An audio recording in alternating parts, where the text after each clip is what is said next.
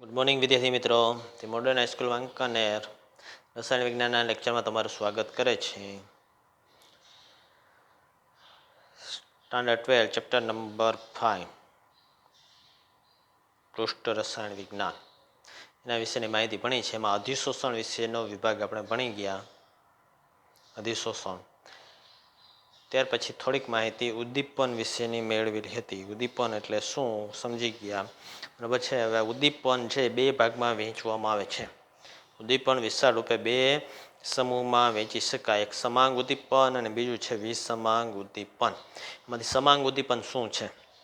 જ્યારે પ્રક્રિયકો, નિપજો અને ઉદ્દીપક એક જ કલામાં હોય, ઘન પ્રવાહી કે વાયુ, પ્રક્રિયક ઘન પ્રવાહી ઘન હોય, બધા મોટે ભાગે હશે નહીં, તો ઉદ્દીપક ઘન હોય, પ્રક્રિયક છે એ પ્રવાહી, નિપજ પ્રવાહી, ઉદ્દીપક પણ પ્રવાહી હોય, એટલે એક જ કલામાં હોય તો ત્યારે છે એને સમાંગ ઉદ્દીપન કહેવામાં આવશે. પ્રક્રિયક, નિપજ અને ઉદ્દીપક બધા એક જ કલામાં હોય તેને કહેવામાં આવે છે સમાંગ ઉદ્દીપન.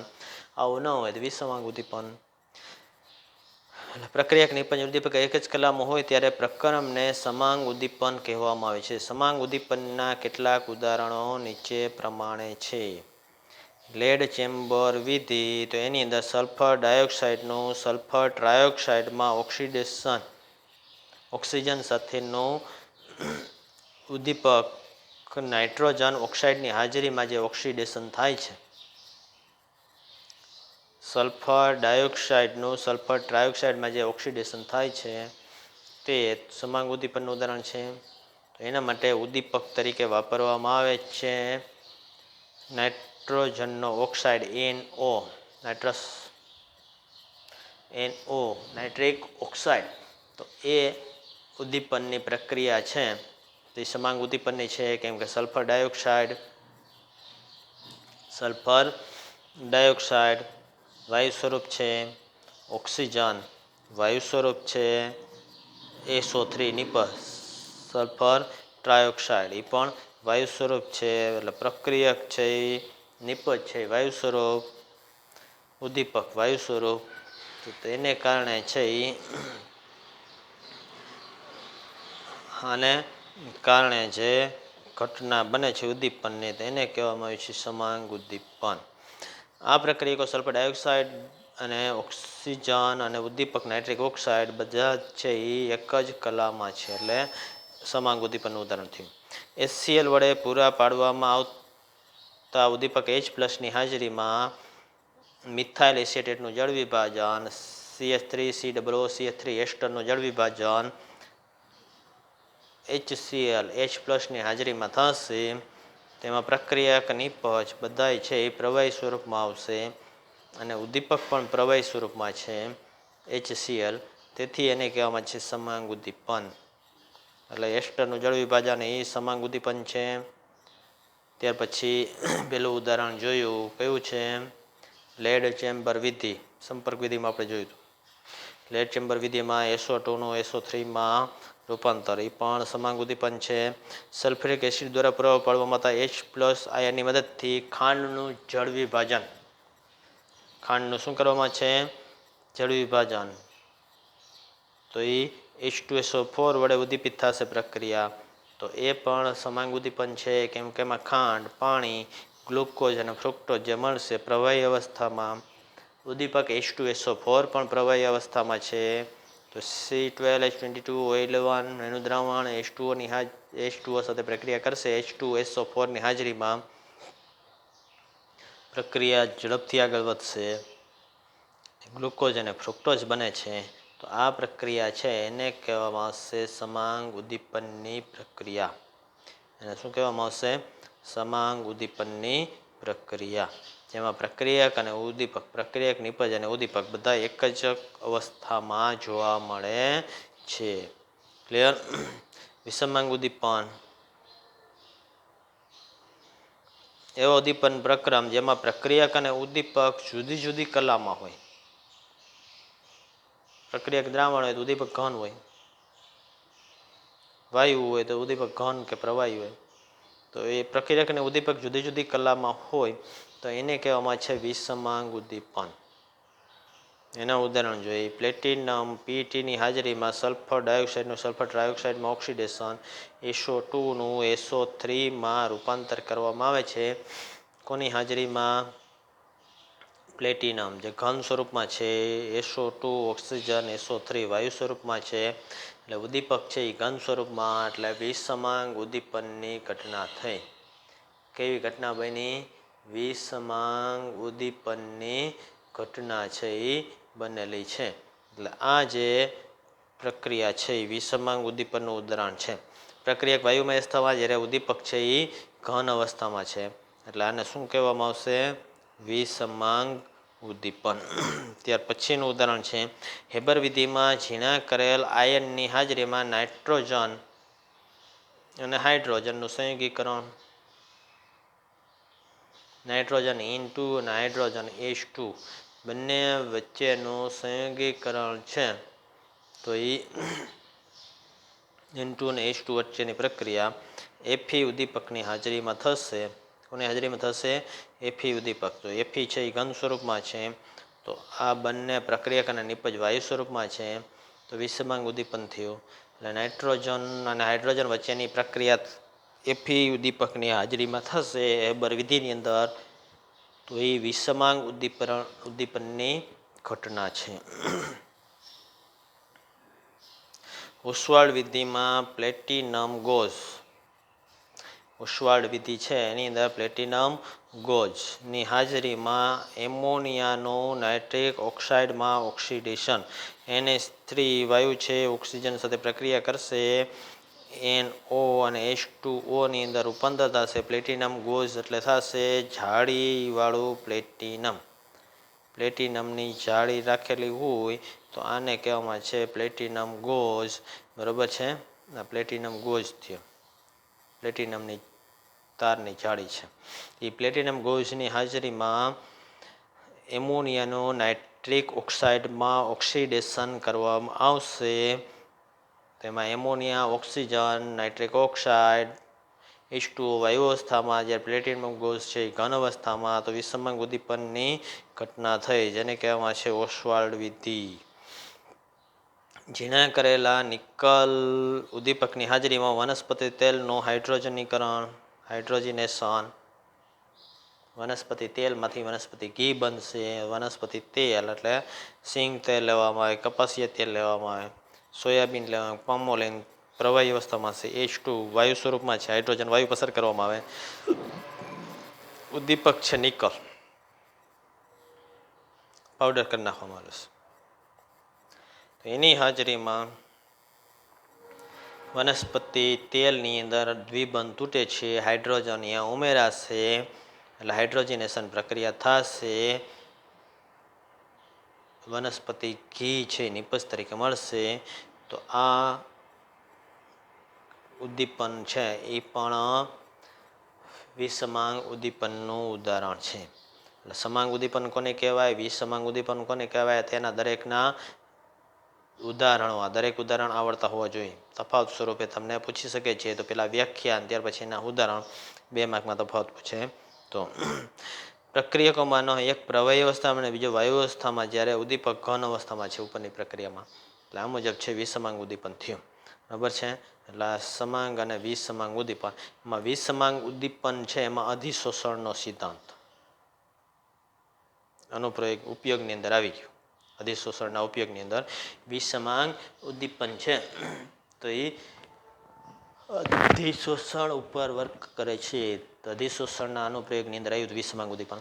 આ સિદ્ધાંત છે એ વિષમાંગ સંતુલનની ક્રિયાવિધિ સમજાવે છે. વિષમાંગ સંતુલનની ક્રિયાવિધિ વિષમાંગ ઉદ્દીપનમાં અધિશોષણનો સિદ્ધાંત છે. જૂનો સિદ્ધાંત ઉદ્દીપનના અધિશોષણ સિદ્ધાંત તરીકે જાણીતો છે.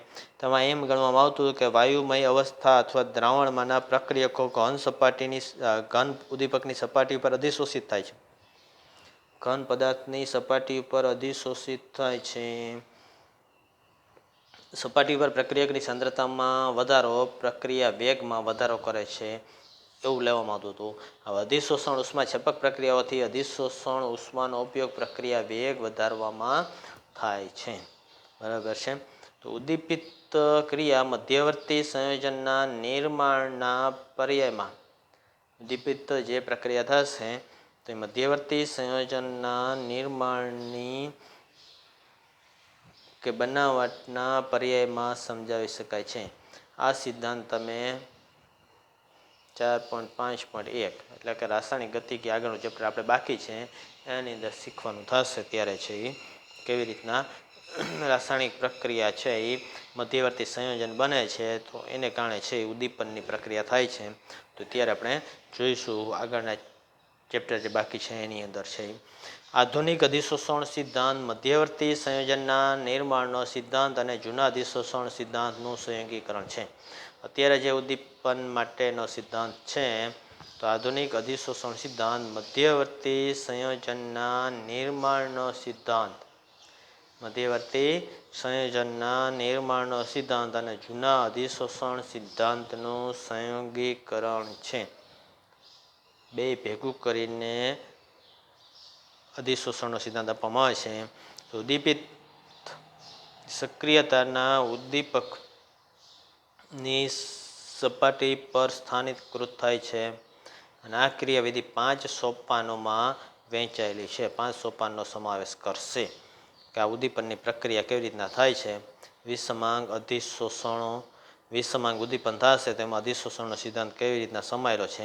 પેલો પ્રક્રિયકની સપાટી તરફ પ્રસરણ પ્રક્રિયકોનું છે ઉદ્દીપકની સપાટી તરફ છે એ પ્રસરણ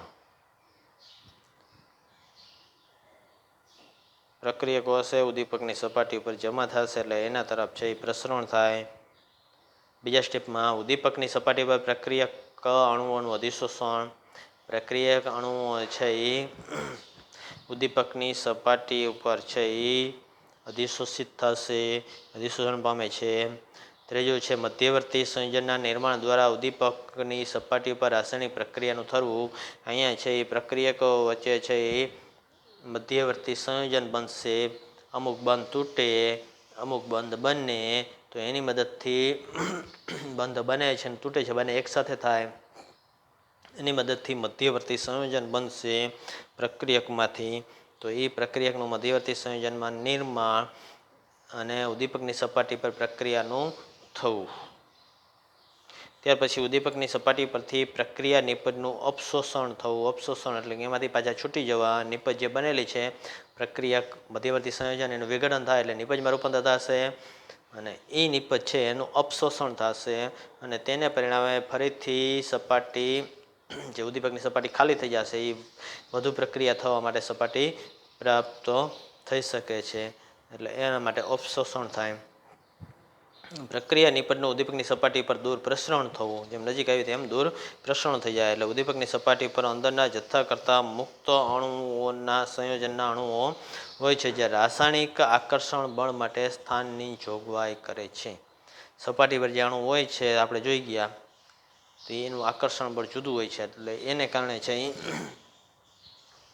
એને કારણે રાસાયણિક આકર્ષણ માટે સ્થાનની જોગવાઈ કરે છે. આવી સપાટીના સંપર્કમાં જ્યારે વાયુ આવે છે ત્યારે નિર્બળ રાસાયણિક સંયોગીકરણને કારણે એક સાથે ત્યાં ગોઠવાય છે.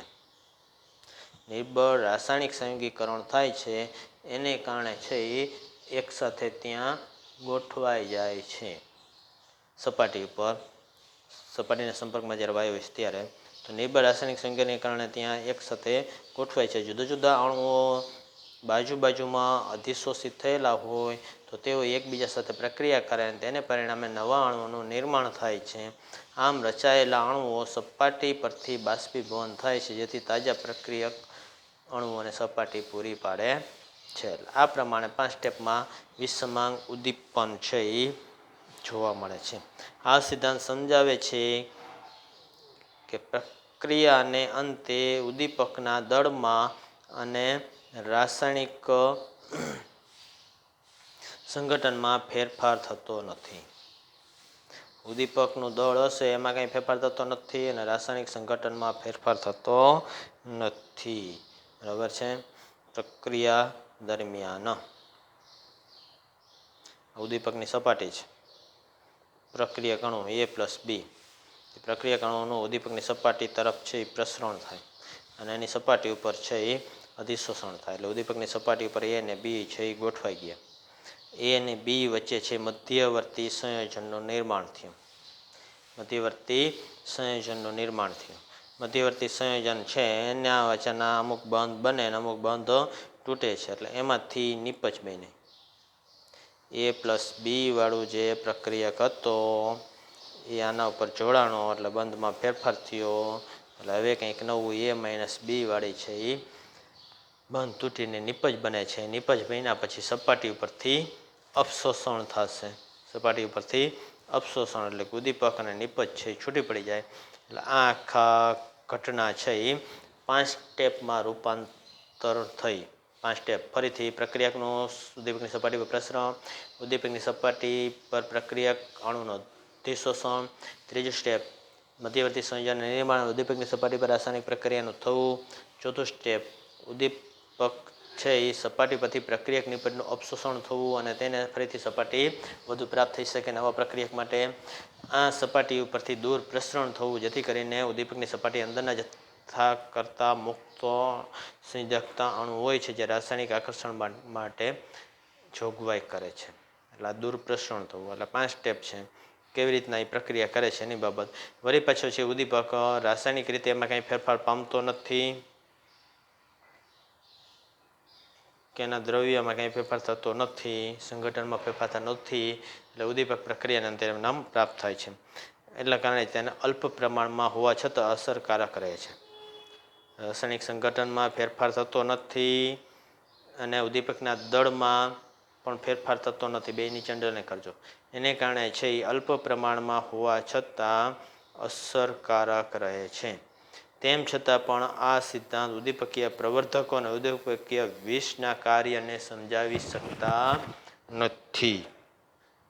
તેમ છતાં વિષમાંગ ઉદ્દીપનનો જે સિદ્ધાંત છે ઉદ્દીપકીય વિષ કે ઉદ્દીપકીય પ્રવર્ધક એના વિશે કાંઈ સમજાવી શકતો નથી. ઉદ્દીપકીય પ્રવર્ધક એવા છે જે ઉદ્દીપકના સક્રિયતામાં વધારો કરે છે. ઉદ્દીપકની સક્રિયતામાં શું કરે છે? વધારો કરે છે. ઉદ્દીપકીય પ્રવર્ધક હેબર વિધિની અંદર આવી ગયા. એફી ઉદ્દીપકની સાથે 2 ઘટકો છે એ વાપરવામાં આવતા હતા. ઓક્સાઇડ કયા હતા એ તમારા હોમવર્કમાં લખીને મોકલવાના. એ બંને છે એ ઉદ્દીપકીય પ્રવર્ધક છે. ઉદ્દીપકીય વિષ એવા ઘટકો છે જે ઉદ્દીપકની સક્રિયતાની અંદર ઘટાડો કરે. ઉદ્દીપકીય પ્રવર્ધકો એવા છે જે ઉદ્દીપકની સક્રિયતામાં વધારો કરે. એટલે વિષ છે ઉદ્દીપકની સક્રિયતામાં ઘટાડો કરે છે તો એ થશે ઉદ્દીપકીય વિષ. તો એના વિશેની માહિતી છે એ આની અંદર આ સિદ્ધાંતની મદદથી કાંઈ સમજાવી શકાતી નથી. ઉદ્દીપકના સિદ્ધાંત ઉપર સમજી શકાતી નથી. હવે ઘન ઉદ્દીપકની અગત્યની લાક્ષણિકતા.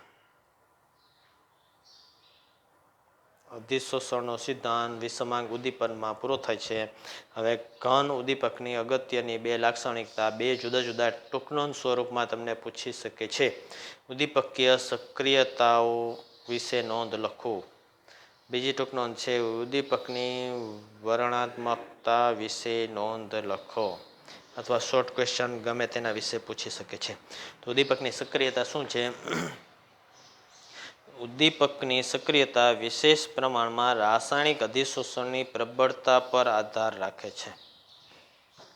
ઉદ્દીપકની સક્રિયતા છે એ વિશેષ પ્રમાણમાં રાસાયણિક અધિશોષણની પ્રબળતા ઉપર આધારિત છે. શેના ઉપર આધારિત છે? રાસાયણિક અધિશોષણની પ્રબળતા પર આધાર રાખે છે. પ્રક્રિયકો ઉદ્દીપક પર પ્રમાણમાં પ્રબળતાથી અધિશોષિત થવા જોઈએ જેથી તે સક્રિય બને. ઉદ્દીપકની સક્રિયતા રાસાયણિક અધિશોષણની પ્રબળતા પર આધાર રાખે છે. પ્રક્રિયકો છે ઉદ્દીપક પર પ્રમાણમાં સરળતાથી પ્રબળતાથી અધિશોષિત થાય જેથી કરીને ઉદ્દીપકની સક્રિયતા વધુ બને છે. વધુ સક્રિય ઉદ્દીપક બનશે. તે એટલી બધી પ્રબળતાથી અધિશોષિત ન થવા જોઈએ જેથી તેઓ ગતિશીલ રહે નહીં અને બીજા પ્રક્રિયક પર ઉદ્દીપકની સપાટી ઉપર અધિશોષિત થવા માટે જગ્યા ન રહે. પ્રબળતાથી એટલા બધા ન થવા જોઈએ, બીજા માટે જગ્યા રહેવી જોઈએ. બરાબર છે. એ જાણવા મળ્યું છે કે હાઇડ્રોજનેશન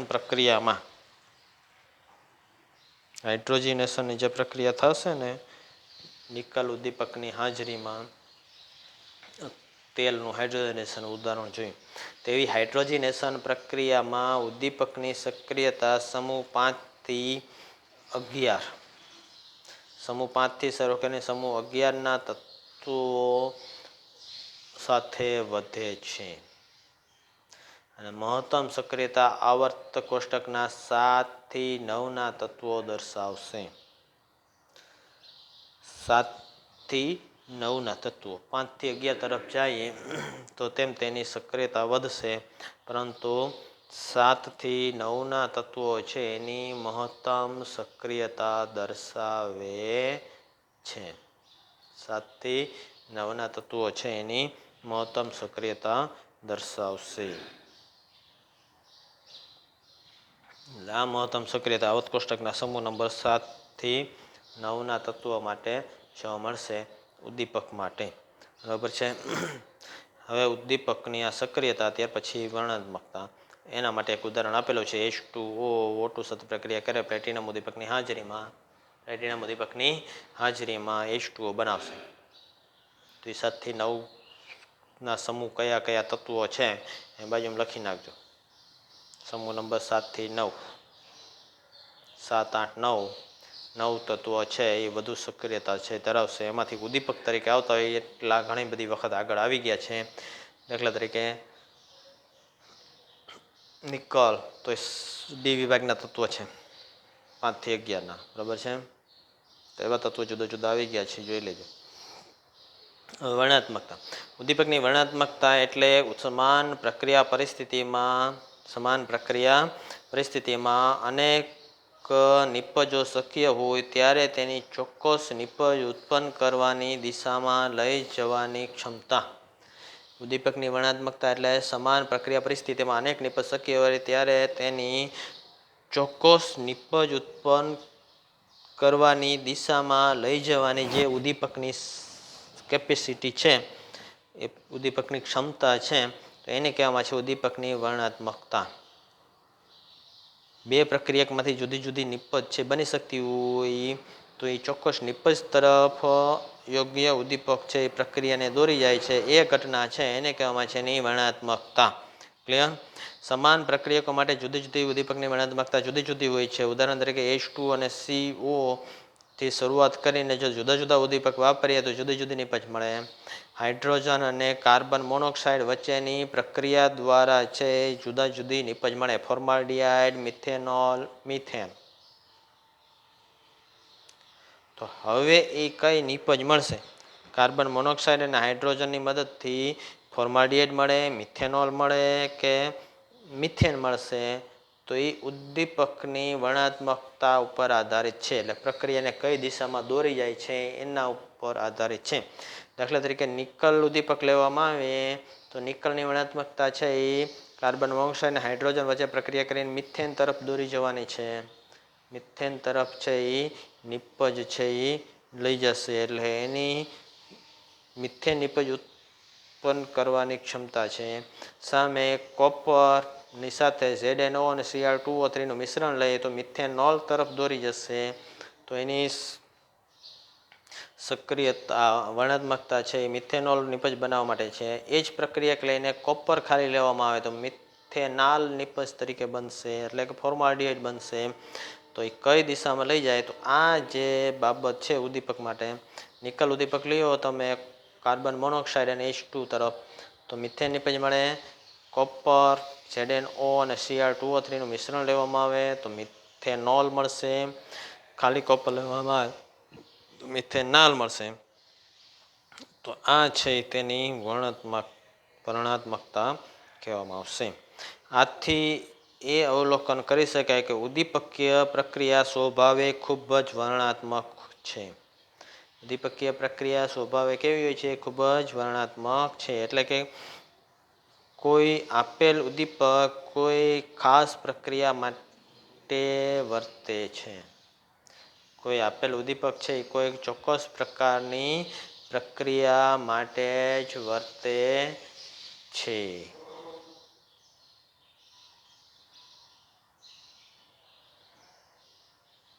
અવલોકન કરે છે કે ઉદ્દીપકીય પ્રક્રિયા સ્વભાવ ખૂબ જ વર્ણનાત્મક છે, એટલે પસંદગી ધરાવે છે.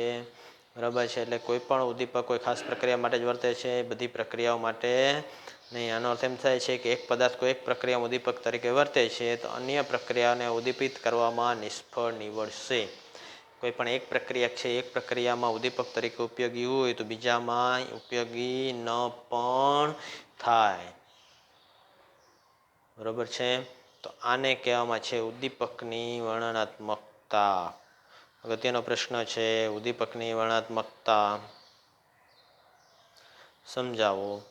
તો આ વિગત છે તમારે સમજાવવાની થશે.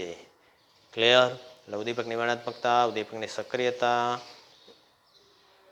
વિષમાંગ ઉદ્દીપનની અંદર અધિશોષણનો સિદ્ધાંત કેવી રીતના કાર્ય કરે છે, 5 તબક્કા હતા અધિશોષણ સિદ્ધાંતમાં. ત્યાર પછી સમાંગ અને વિષમાંગ ઉદ્દીપન, એ એટલી છે વિગત આપણે જોઈ ગયા. આ દરેક વિગત તમે તૈયાર કરીને મોઢે લખવાની છે. તૈયાર કરીને મોઢે લખવાની થાય છે. અમુક છે હજી નીંદરમાં છે, એને એમ કે સરકાર પરીક્ષા લેશે નહીં, પ્રમોશન આપી દેશે, તેવું કોઈ દી 12મા ધોરણ માટે બનવાનું નથી. અને મે મહિનામાં તમારી પરીક્ષા ફરજિયાત આવવાની જ છે, એપ્રિલ એન્ડ કે મેમાં ફરજિયાત પરીક્ષા આપવાની થાય. 2-3 મહિના પરીક્ષા પાછળ ગઈ છે, 1.5 મહિનો. હજી થોડી નીંદર વીડી હોય, ખાવ વીડી ન હોય તો મોડું ધોઈને લાગી જાઓ સરખી રીતે તૈયારી કરવા માટે. તૈયાર કરો, વાંચો અને મોઢે લખો. આજે પ્રશ્નો આજે ચાલ્યા છે. Thank you very much.